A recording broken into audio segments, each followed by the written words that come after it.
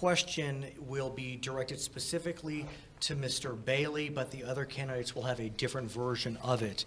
For Mr. Bailey, what do you consider your main accomplishments as mayor? And is there anything you would do to change in the second term? That's for Mr. Bailey. For the other candidates, if you are elected mayor, what will you do differently? So let's start with Mr. Davis. If elected mayor, what will you do differently? Well, I think the obvious thing that people need to know, and probably already know about, I certainly would not arrest or investigate not only our public, as our current mayor has done, and basically the genre has been intimidation by investigation. That would not happen. The cost to the citizens on all of that which he has created is just over $1 million to the taxpayer. That would not happen. I don't have a lot of time, but the focus will be on the customer service piece that we have initiated as not only the council, but to be able to take care of our citizens, provide the security that we need through our law enforcement and our first responders. And of course, then provide the jobs that we need, vocational training at low and no cost to the folks who are not going to college.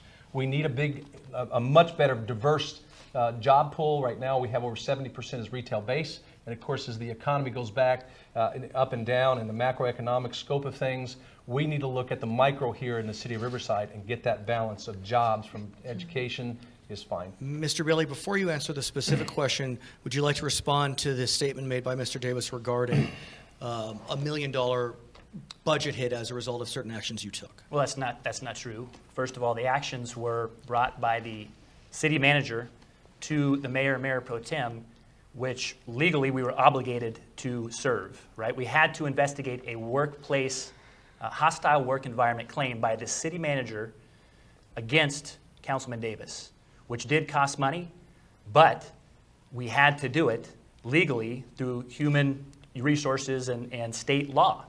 So if he wouldn't have had an issue in terms of directing staff of the city below the city management level, we wouldn't be in that position. And he sued the city and received $40,000 of taxpayer money. That's something I would never do. Mr. Davis, would you like to respond to that specific claim, and then we're going to get back to Mr. Bailey? Absolutely. Well, the lack of experience and understanding actual labor code and so forth, there was no case. It was actually predicated by the mayor and Steve Adams and supported by the city manager as well as the city attorney. It was all as a result of my not wanting to participate in the Mike Soubirous investigation. That's what it was all about. The actions that he talks about in my directing staff was simply asking a question. How do we do something? If that is directing staff, then all of us in the entire elected field is guilty of such. Mr. Davis, who has the authority to launch an investigation, the city manager or the mayor? Well, or the city city council? manager launched his own investigation. He paid for it out of his own pocket, out of the city manager's $50,000 limitation. Then they transferred it over to the city attorney's office to have him pay for it. It was a farce. They knew and I knew, as well as the judges knew, and I have spoken to several federal judges. This case would have cost citizens $1 million plus if, in fact, I decided to go the way. So yes, I did sue the city, and it was just a claim. It wasn't a suit. There's a huge difference, and most of which went to attorney's fees. The only ones who win out of this are attorneys. So who launched the investigation, the city manager, the city attorney, or the mayor, or the city council? All four, by majority. So why? It seems like it wasn't the case, but the unfortunate thing, they broke the Brown Act. They cannot have these discussions behind closed doors. Who has the authority to launch an investigation? The city council had to have authorized the $50,000 expenditure. Right. So did the city council launch the investigation, or did the mayor? I can't tell you because I wasn't in closed doors. I don't know the answer to that question. It's a closed session issue. That's the whole point. I'm an elected official. Anything I say or do is a matter of public knowledge. To do it behind closed doors is a clear violation of the Brown Act. Unequivocal. And they did not want to address it when I brought it forward. Has that information been released, Mr. Mayor, about who launched the investigation? The investigation speaks for itself. The closed session was a labor issue that had to happen by state law behind closed doors, an evaluation of the city manager. So that's, again, a closed session issue. We did go to a public session when Soubirous' investigation came to light, and we were going to do that with Councilman Davis, but the council decided to direct that investigation to the district attorney for review. Is it public record that the city council launched the investigation? It is a I don't know that. I Okay, don't know fair that. enough. Let's go back to the underlying question. I thank you, gentlemen, for that. The underlying question specifically to Mr. Bailey, what do you consider your main accomplishments to be as mayor, and is there anything you would change in your second term? Well, the first day or week, month on the job, Mount Rubidoux Cross was in front of us. I think that's one of the issues he brought up about the decorum of the council chambers. When I set the bar there and the standards were met, when we had a full house for the Mount Rubidoux Cross issue, we saved Mount Rubidoux Cross. It's in perpetuity on top of Mount Rubidoux. But what I'm really proud of is the job creation over the last 3 years to 4 years. 10,000 jobs have been created, 4,000 in 2014 alone. That takes a team effort to do that across sectors, whether it's the private sector, the education sector, the nonprofit sector. We have an education roundtable that continues to grow and blossom and create educational initiatives that are having an impact on graduation rates and dropout rates.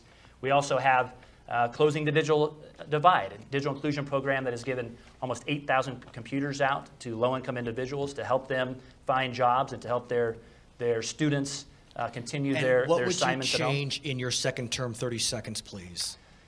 I don't think that I would change much. I think looking back at some of the decorum issues in the city council chambers, I think we could have dealt with it a little bit differently in the case of Letitia Pepper and in terms of her arrest. And so looking back at that specific moment, we might have been able to handle that a little bit differently. Okay.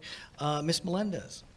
Well, in my mayoral office, I think we would follow the charter a bit more closely and really do what the charter says the mayor should do, and that's be a conduit of information from the public to the council and from the council to the public. That is so important. If we want to have an informed public, they need to know what's going on. And we also need to have a sense of balance. Jobs are very important, but so are the places that we live and work and play. We need recreational areas, and we need good housing, good education. But we need to balance them all. We can't focus on just one area in particular. And I would also like to see more communication flowing through the mayor's office from our nonprofits for the services and things that they do indeed offer free to our residents or at very low cost. We have such a wonderful organizational structure in our city. I want to see that flourish and go forward. Ms. Moreno. Thank you. Ms. Moreno. The answer to the question. Oh, Should I read the okay, question to you again? sure. You know, Mr. Bailey said that he would set the bar to continue his term as mayor, but his bar was to continue the intimidation, retaliation mentality that was at City Hall. And as far as Paul Davis suing the city, it's amazing that Mr. Davis, I actually agree, he should have sued the city because this was a BS investigation. Mr. Bailey's signature was all over these documents, and the fact that it brought this kind of spectacle to our city was uncalled for and necessarily just exposed what kind of Mayor Bailey was.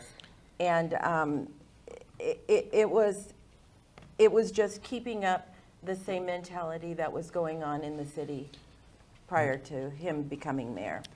Ms. Martinez, please.